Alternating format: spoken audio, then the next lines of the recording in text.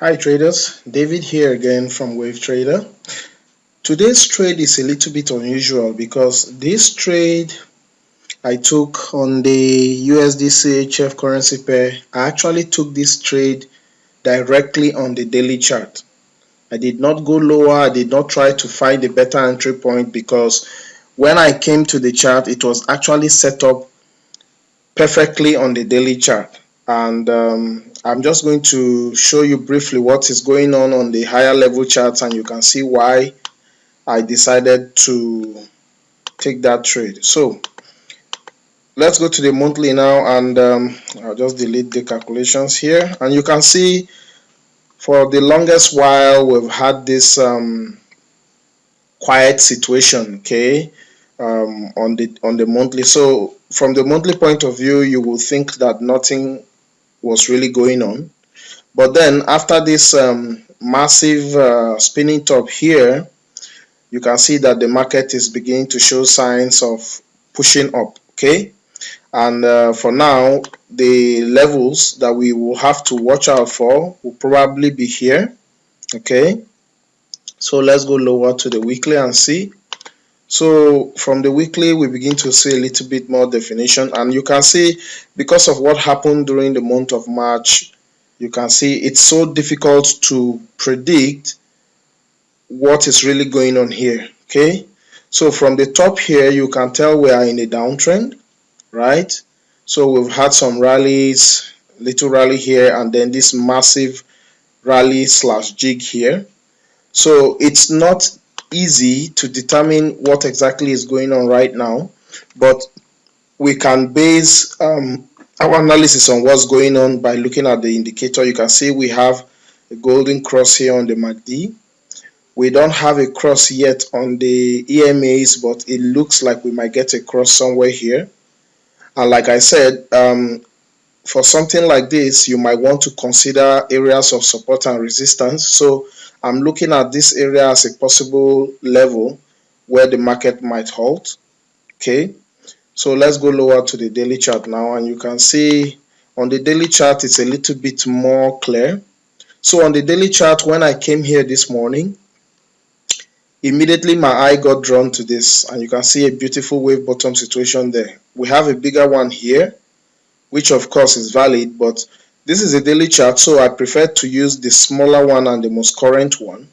So the moment I saw this, I did not even go down to the 4-hour chart, because as at the time I came to this chart, I believe the market was hovering just there where I got into the market. Actually, that was where the market was. So what I did was I decided to check out the stop, and I saw I think it was roughly 34 or 35 pips. So I didn't bother to go down to the 4-hour or to the 1-hour chart. I just placed my market order immediately, right? And I placed my stop loss here, okay. And of course, using the APAC, you can see where our profit targets are, the first 3 targets, and you can see that the third one is almost basically it's at this level of resistance here. All right, so I decided to place my profit target here, and it's actually supposed to be at the number 2, so I'm just going to shift it there, okay.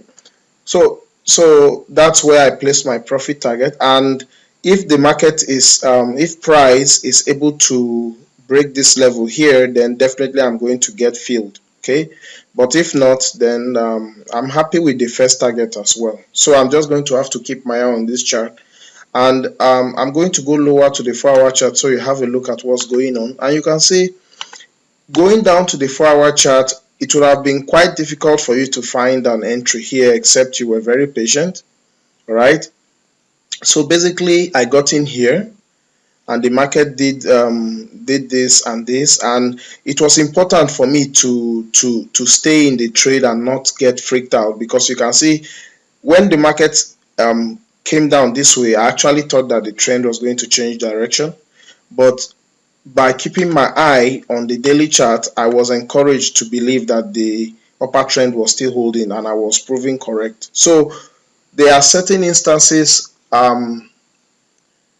where you may have to take trades like this, and because I took this trade on the daily chart, it's best to watch it on the daily chart.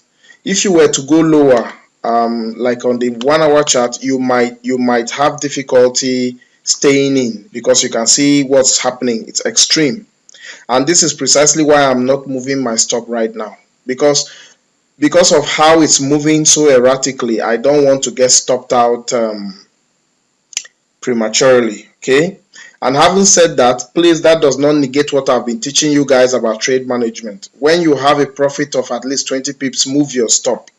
But because I'm seeing this as a swing slash position trade, I'm willing to leave my stop there.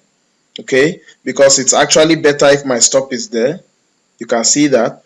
So by tomorrow, once the market starts forming the next candle, I might decide to move my stop based on the formation I see. But for now, I'm just going to leave everything as it is, and hopefully, if I'm lucky, I'll get filled before end of trading week. If not, most likely Monday. So that's my take on the USD CHF currency pair, and I hope that it was instructional for you. So happy trading, everyone, and good night as well. Thank you very much.